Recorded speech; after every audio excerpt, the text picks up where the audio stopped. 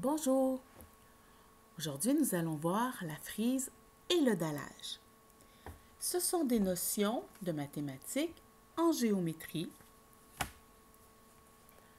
Mais qu'est-ce qu'une frise et qu'est-ce qu'un dallage? Bien, à vos marques, prêts, partez!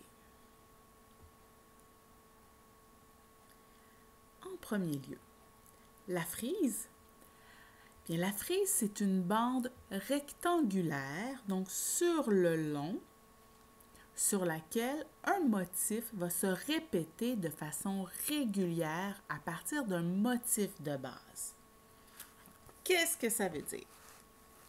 Alors, ce que ça veut dire, c'est qu'au départ, on a un motif qu'on appelle le motif de base. Ici, mon motif de base, j'ai choisi un petit bonhomme dans une voiture de course. Il y a plusieurs façons de faire des frises. Il y a, par exemple, ici, il y a une frise qui a été faite par translation, c'est-à-dire que la même image se répète une après l'autre. C'est comme si on avait glissé l'image. Mais ça, pour pouvoir bien les faire et aller plus en profondeur, tu vas voir ça plus en 5e et 6e année. Mais quand même, c'est bon de savoir que ça existe. Voici ici un autre exemple d'une frise à partir d'une translation. Donc, mon motif de base ici, on voit mon éclair que j'ai retranscrit de la même façon. Elle s'est répétée, elle s'est glissée, la même image. Alors, c'est pour ça qu'on appelle ça l'image 1. Encore une fois, elle est répétée, la deuxième image. Encore une fois, elle est répétée, troisième image et la quatrième image. Mais ça, c'est quand c'est la même image qui glisse. Au deuxième cycle, en troisième et quatrième année, on aborde surtout les frises faites par réflexion. Réflexion, ça veut dire que l'image se reflète comme dans un miroir. Alors, j'ai ici un exemple d'une frise qui est faite par réflexion. Je répète, la frise, c'est une bande rectangulaire, d'accord? Et l'image, le motif de base se répète. On peut aussi dire qu'une frise, c'est une bande continue qui contient une régularité, c'est-à-dire une suite de figures qui se répètent, selon un certain ordre. Ici, mon motif de base, j'ai toujours mon petit bonhomme avec sa voiture de course. Et l'image s'est répétée, mais on lui a fait faire une réflexion. Et la ligne que j'ai tracée ici, on l'appelle un axe de réflexion. Dans le fond, il faut imaginer l'axe de réflexion un peu comme un miroir. Quand on regarde dans le miroir, on voit la même image, mais à l'envers. Alors, c'est un peu le principe. Une première axe de réflexion, notre bonhomme, notre voiture, est rendu dans l'autre sens. On appelle ça l'image 1. Lorsqu'à notre image 1, on lui fait faire à elle aussi une réflexion avec un axe de réflexion, elle retourne et elle se reflète encore une fois comme dans un miroir. Et ainsi de suite. Ce qui fait que au départ, le petit bonhomme regarde à gauche. Après une première réflexion, le petit bonhomme regarde à droite. Une autre réflexion, notre bonhomme regarde à gauche. Autre réflexion, notre conducteur regarde à droite. Et ainsi de suite. Voici d'autres exemples. Avec, encore une fois, l'éclair. Notre motif de base, qui est une éclair qui descend, qui part du ciel et qui descend vers la droite. Bien, avec l'axe de réflexion, notre éclair part du haut à droite et descend vers la gauche. Et toujours ainsi de suite, comme si nous regardions dans un miroir. Mais ça, c'est une frise. En voici d'autres exemples de frises. Voici une frise ici, la frise avec les formes jaunes, les polygones jaunes. J'ai mis ici, quand même pour donner une idée de ce que pourrait être l'axe de réflexion. Mon motif de base, ici, le premier sur le bord. Et on voit qu'avec un miroir, l'image se reflète dans l'autre sens, et ainsi de suite. On n'est pas toujours obligé de tracer l'axe de symétrie. Parfois, elle est là, il faut juste... Des fois, elle n'est pas là et il faut imaginer qu'elle est là. C'est pour ça que je ne les ai pas toutes mises. On pourrait enlever les axes de symétrie, comme ceci. Et par exemple, je pourrais te dire, va placer un axe de symétrie au bon endroit. Alors là, tu pourrais venir placer toi-même les axes de symétrie au bon endroit. Ici aussi, on a une autre frise, encore une fois faite par réflexion. Et ici, mon motif de base, bien, c'est celui-ci, tout ça ici. Non, je ne peux pas juste le sélectionner.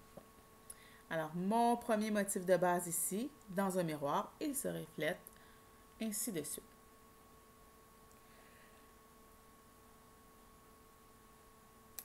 Maintenant que tu comprends mieux ce qu'est une frise, bien, on peut aller voir maintenant c'est quoi un dallage. Un dallage, tu peux très bien imaginer un plancher de salle de bain, un rebord de comptoir, tout ce qui est fait en céramique, en tuiles, les tuiles parfois du plafond dans les classes, alors, ou même les tuiles des planchers. Voilà. Un dallage, on va lire ici bien sûr, comme il faut. Un dallage, c'est une surface recouverte de motifs sans espace libre et sans superposition de ceux-ci. Ça veut dire que les formes que tu places dans un dallage, il ne peut pas y avoir de trous. Il ne peut pas avoir deux formes qui se chevauchent, qui soient une par-dessus l'autre. Il faut vraiment que ce soit côte à côte. Imagine si un plancher de salle de bain, tu mettais des tuiles de céramique un peu n'importe comment, et là qu'il y avait des trous, ou des fois deux tuiles une par-dessus l'autre, bien, ce ne serait pas très joli et ce ne serait pas très pratique non plus. Ce serait même dangereux de se blesser en marchant sur ce plancher-là. Alors, le dallage, en voici quelques exemples. On a ici un premier dallage avec un premier motif de base qu'on a mis en noir un peu plus foncé.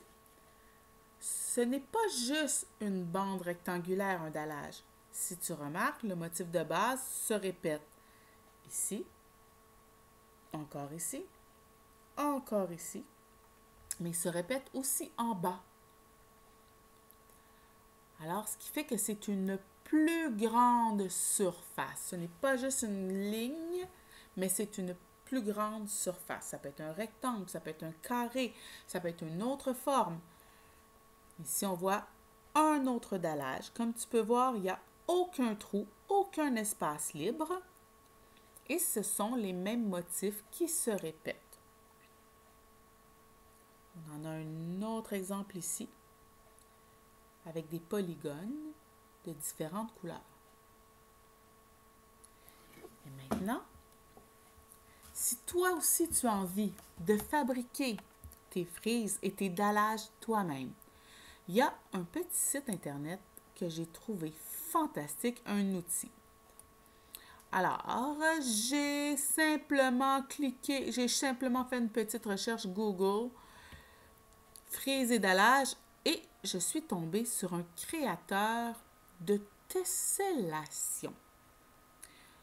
Ici, si tu peux voir l'adresse courriel nctm.org/classroom ressources et tout ça. Je t'enverrai le lien. Cet outil-là, il est vraiment très agréable à travailler. On peut sauvegarder nos frises, on peut les imprimer, OK. Là, tu vois les frises que j'avais faites tout à l'heure dans notre document. Et ici, bien, ce sont des frises que j'ai fabriquées tout simplement à partir de cet outil-là. Là, bon, on n'utilisera pas celle-là, alors je vais les effacer. Si tu veux toi aussi faire une frise ou un dallage à ton goût, tu n'as qu'à prendre la forme de ton choix. Disons qu'aujourd'hui, on va prendre cette forme-ci. Je peux décider de la faire plus grosse ou plus petite. Je peux aussi choisir la couleur que je veux. Donc, si je choisis de la mettre, disons, en violet. Et voilà.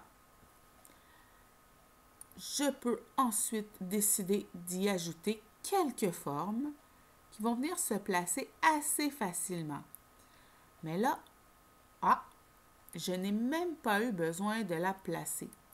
Ici, ça ne fonctionne pas très bien. Alors, si on veut vraiment lui donner le bon angle, je peux venir ici, cliquer, tourner un peu ma forme et quand je vais venir la placer, elle se place toute seule. Des fois, il faut jouer un peu avec, là, mais ça va bien quand même. Et voilà.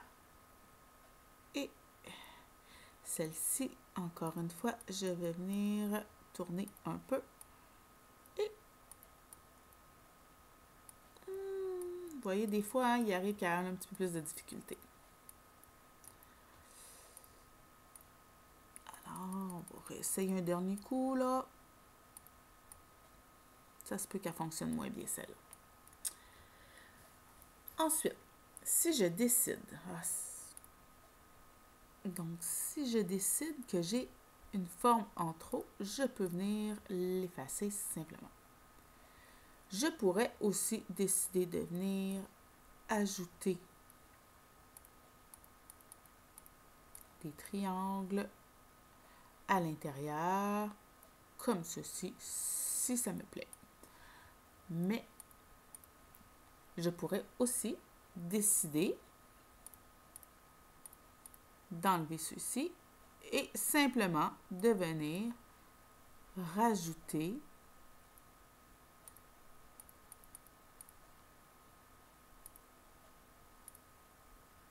des formes, une à la suite des autres.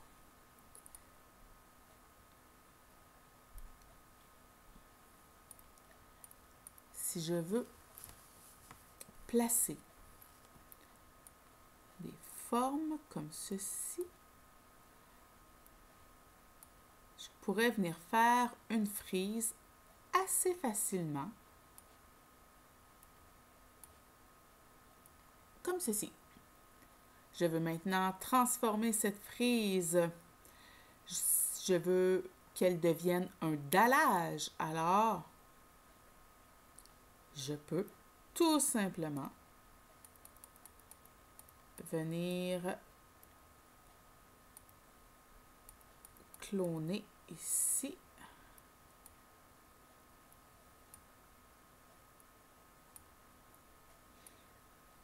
Je pourrais même sélectionner tout ceci et copier mon image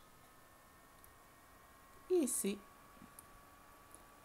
Et voilà, je viens de faire un dallage plutôt rapide.